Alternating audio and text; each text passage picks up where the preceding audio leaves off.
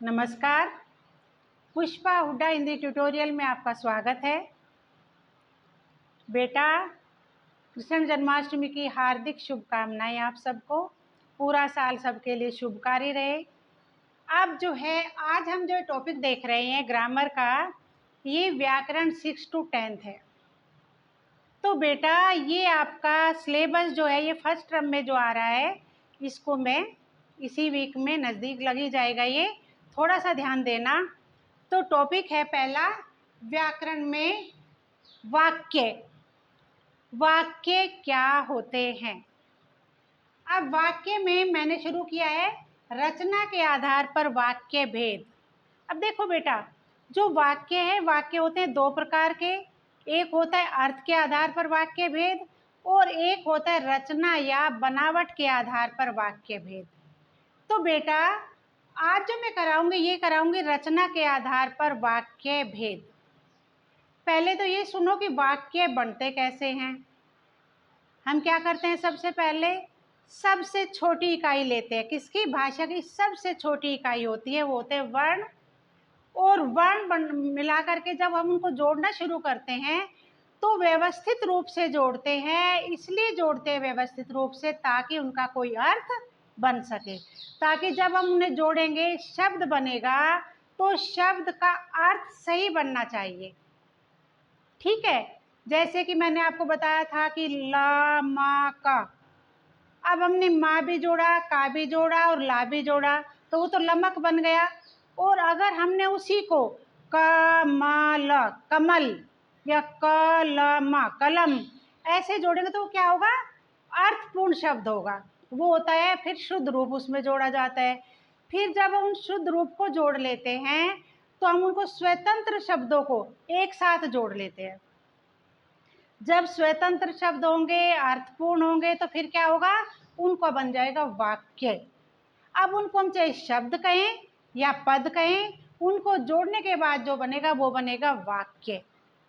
तो बेटा अब वाक्य तो हमें पता चल गया, लेकिन वाक्य की क्या विशेषताएं होनी चाहिए? ठीक है, अब हम लेंगे वाक्य के दो भेद बताए थे मैंने कि एक रचना के आधार पर और एक होता है किसके आधार पर? अर्थ के आधार पर। अब जो रचना के आधार पर है, आज ये ले लेते हैं। इसकी परिभाषा है कि सार्थक शब्दों का व्यवस्थित समूह जो पूर्ण अर्थ प्रकट करता है उसे कहते हैं वाक्य।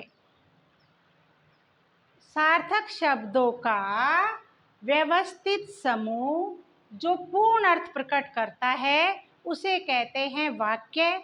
अब बेटा वाक्य की कुछ विशेषताएं होती है। वाक्य की विशेषताएं क्या होती हैं? कि वाक्य में प्रत्येक शब्द का कुछ न कुछ शुद्ध अर्थ होना चाहिए। दूसरा क्या होता है?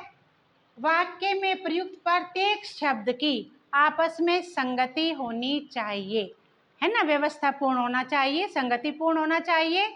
और थर्ड है, वाक्य में प्रयुक्त शब्दों का निश्चित क्रम होना चाहिए, जैसे कर्ता प्लस कर्म प्लस पूरक शब्द और प्लस क्रिया।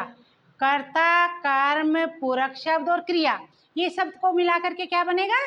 वाक्य बन जाएगा। तो बेटा ये हुआ इसकी विशेषताएं।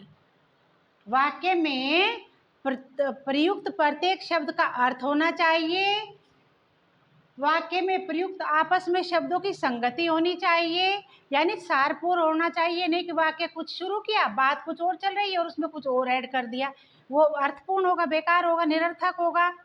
और इसी तरह से शब्दों का निश्चित क्रम, पहले क्या करता है, फिर कर्म, फिर पूरक और फिर क्रिया। तो इस तरह से वाक्य की विशेषताएं होती है, वाक्य ऐसे होने चाहिए। अब बेटा तीसरी बात है वाक्य के अंग। अब वाक्य के अंग क्या होते हैं? वाक्य के दो अंग होते हैं, एक होता है उद्देश्य और एक होता है विधेय। अब देखो, एक उद्देश्य और एक विधेय होता है। कैसे? रमा पढ़ती है। अब रमा कौन है? उद्देश्य है, और पढ़ती है विधेय हुआ। अब देखो कि वाक्य के अंग, वाक्य के दो अंग होते हैं, एक उद्देश्य और एक विधेय। अब बेटा उद्देश्य जो है वाक्य में जिसके बारे में, जिसके विषय में कुछ कहा जाए या बताया जाए उसे कहते हैं उद्देश्य। जैसे राधा खाना बनाती है। जो ये राधा है ना बेटा, राधा, ये राधा इसमें उद्देश्य है। राधा इसमें उद्देश्य है क्योंकि राधा खाना बनाती है, यानी करता है। कर्ता कौन है? उद्देश्य है। और बेटा जो दूसरा होता है विधेय। विधेय जो होता है जो काम किया गया है, जो जिसने काम किया वो उद्देश्य, और जो काम किया गया, जो राधा के बारे में बताया जाएगा, यानी जो उद्देश्य के बारे में बताया जाएगा। वाक्य में उद्देश्य के बारे में जो कुछ कहा जाए वो होता है विधेय। जैसे ये तो है उद्देश्य, और आसमान में चमक रहे हैं, ये हुआ विधेय। तो बेटा आसमान में चमक रहे हैं, ये है विधेय, और राधा है उद्देश्य। तो बेटा ये जो मैंने आज आपको बताया, ये बताए रचना के आधार पर वाक्य भेद, इनकी विशेषताएं, इनकी परिभाषा, और वाक्य के अंग बताए दो, एक उद्देश्य और एक विधेय। कल फिर क्लास लूंगी। कल की क्लास में होगा कि कल इसी में कौन कौन से वाक्य के भेद होते हैं, उनको उदाहरण सहित आपको स्पष्ट कराऊंगी। तब तक के लिए मेरे चैनल को सब्सक्राइब कीजिए, वीडियो शेयर कीजिए। आपका बहुत बहुत धन्यवाद।